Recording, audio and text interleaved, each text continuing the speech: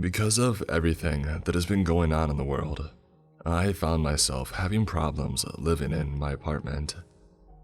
My job kept cutting hours. I had savings, but if I didn't want to get through it, I would have to start cutting costs.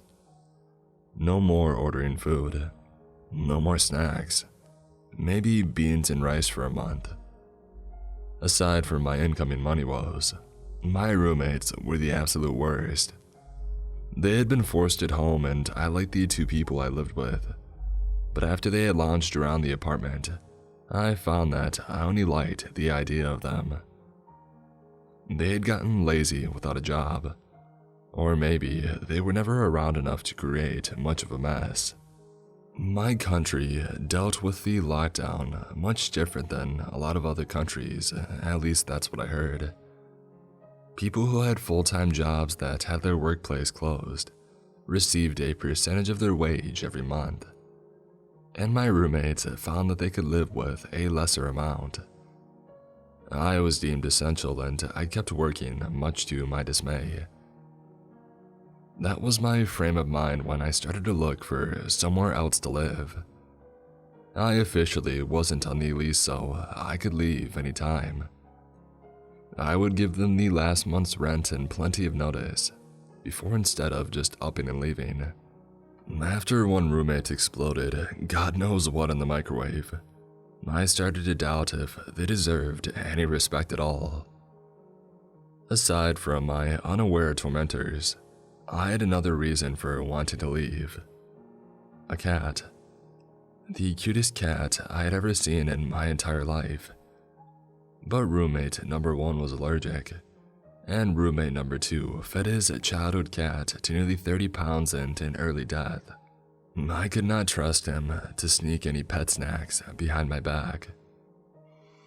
I started to look for something, fully doubting that I would not be able to find a place before my time ran out. The cat that I was looking at was at a shelter. I would be happy if he went to a good home besides mine, but I've never wanted anything so badly before. Any spare time that I had, I was looking for apartment listings, but all were out of my price range.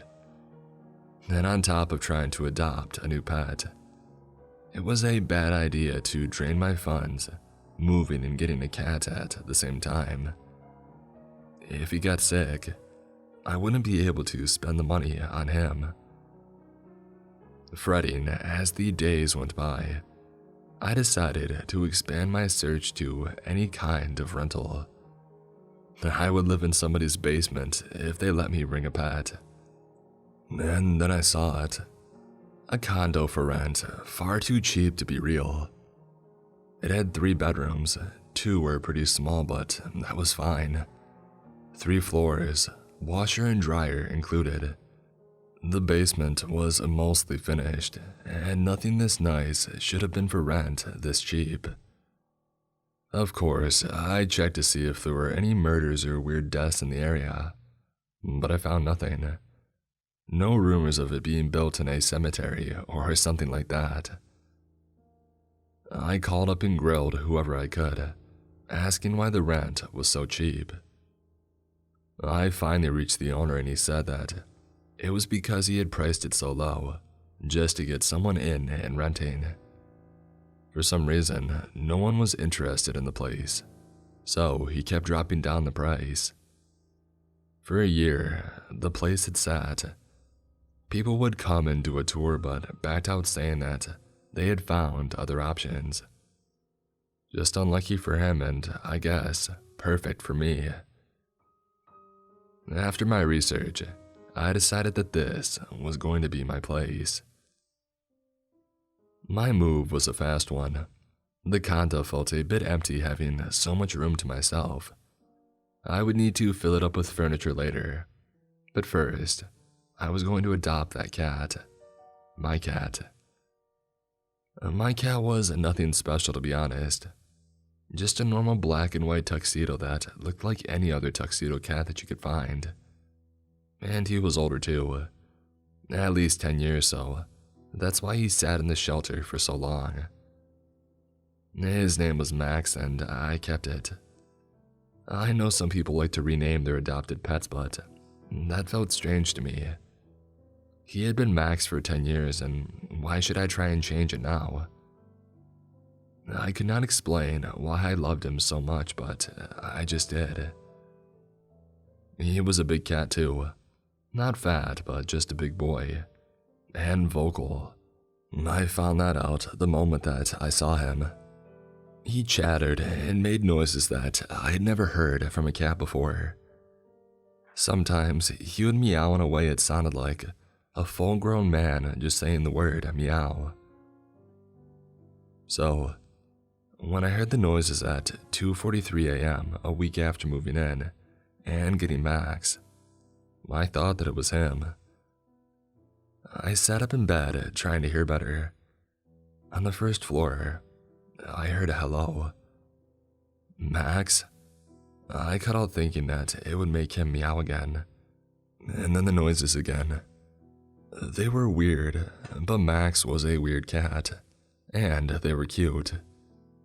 I've never heard someone say hello out loud before, and that was exactly what it sounded like. After his few hellos, he ended it with a big hi. He woke me up at least 2 nights a week with his weird hellos. I tried to record the noise to show to people, but every time I touched my phone, the noises would stop. It was like he was taunting me. I knew cats had a good sense of time, but I had no idea how he kept crying at 2:43 on the dot. Like I said, the noises were cute at first. I could snicker at him and then go back to sleep. Then I got a shift change, so I had to wake up at 5 a.m. for work. Suddenly, the cute hellos waking me up at 2:43. They weren't as cute anymore. I have issues sleeping. Once I'm awake, it takes me at least 30 minutes to go back to bed, and I was very bad at going to bed on time. When my shift changed, Max started to wake me up every night at the same time. Downstairs, clear as day, he cried out, saying the same thing that he had said before. I loved this cat, but I was getting cranky from lack of sleep. I made sure that he was fed before going to bed. When I went downstairs to check on him, he was sitting in his chair by the window, his food bowl full and his water dish full. He had a toy stuffed with catnip, and I didn't know if that was making him hyper in the middle of the night or not. Even after hearing the hello from him, I never actually saw him make that sound. It always stopped when I started to get out of bed. I didn't know why he was crying at night. It crushed my heart thinking that he was missing his old family, and he was looking for them. Max had an indent in his fur, where it was clear that he wore a collar most of his life. I have no idea what would cause someone to give up a cat that they had loved for 10 years. I just only hoped they were doing well, and Max was happy with me. He seemed happy. For a full week of losing out on sleep, I finally had a weekend off. I was ready to just crash the entire Saturday, and I went to bed early that Friday. But for me, early was around midnight. I was asleep for a few hours, and as you guessed it, I heard Max crying again. He was getting much better at sounding like a person. A lot of practice, I guess. Max, please, I begged, the lack of sleep getting to me. I opened my eyes and, in the dark, I had enough light from the streetlights outside to see a shape on my bed. I squinted, just as the little cat turned its head towards me. I was so happy that Max had finally trusted me enough to sleep on my bed, right next to me, but then it dawned on me. The hello noise came from downstairs, only a second ago. Max was a big cat. I would have felt him jump up on my bed if he just got there. My body turned to ice as I stared at my sweet Max in the dark. If he was right there, then who was making those noises? As if answering my unspoken question, something spoke right by my ear. Hello. The same voice that I had been hearing for the past week spoke so close to me, its breath moved my hair. I was looking right at Max, so I knew it wasn't him. I did what anyone else would do in that situation. I jumped out of my bed, screaming like a banshee. I ran over, turning my light on. After seeing nothing in my room, I then did something any other normal person would. I grabbed my cat and went to my parents' place. My mother thought that I was overreacting. I had a bad dream and there was no need for me to drive to their place in the middle of the night with my cat in tow. My father, bless him, went back to my place to check it out. He wanted to make sure no weirdo broke into my place and was hiding under my bed or in the closet or something. He found nothing. No tampered locks, no places for someone to hide, no sign that anyone broke in. Only that he found out I was a bit of a slob when I wasn't getting enough sleep. Because I was saving money on rent, I bought a security camera. I'd asked my landlord about if it was alright installing it. He was surprisingly nice. He offered to come by and check the place, making sure the camera above my front door had all the blind spots. He made sure that no windows were faulty, and even offered to have my locks changed in case someone, somehow, had a key. I arrived home from work, just as he was finishing up with the locksmith. I thanked him for going out of his way and worrying about me. I had only told him that I had a scare, and though there was a chance someone had gotten into my apartment. I feel a little silly doing all this. I really could have dreamed the entire thing up. I admitted to him. I invited him in so we could pet Max and have a cup of coffee. Hey, dream or not, you never can be too safe. You're a single woman living alone. The neighborhood is a good one, but I want you to feel safe sleeping at night either way. If it's too bad, the last renters took their cameras with them, he commented, sitting on the floor, clearly in love with Max. Cameras? Did the last renters have issues too? I asked, feeling the hair on the back of my neck rise.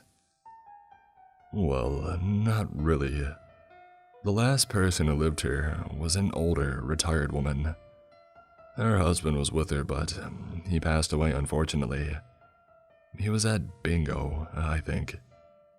Anyway, she went downhill pretty fast after that. She kept calling the cops saying that someone was trying to break in. If that was true, I would have told you. Her family set up cameras, but big surprise, they never saw anything. And because of her mental state, her family moved her into an assisted living home. The poor woman passed away soon after. Natural causes, heart attack. I sent the family some flowers. She was honestly so nice. Had a cat, I think. He sort of looked like this one, but more skinny. Honestly, all cats look the same to me. Somehow what he said made me more stressed out. Of course, the woman was seeing things, hearing things. I'm sure the police came and found nothing.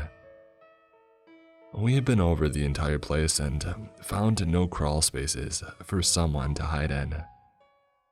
My locks were changed and a camera was set up. I was going to be fine.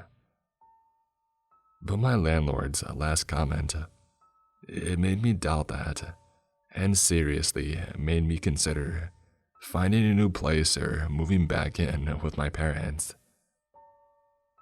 The poor woman. Alzheimer's is awful, making her think someone was in her place, sneaking up beside her at night. I mean, come on. What person breaking into a place would announce themselves with a big hello?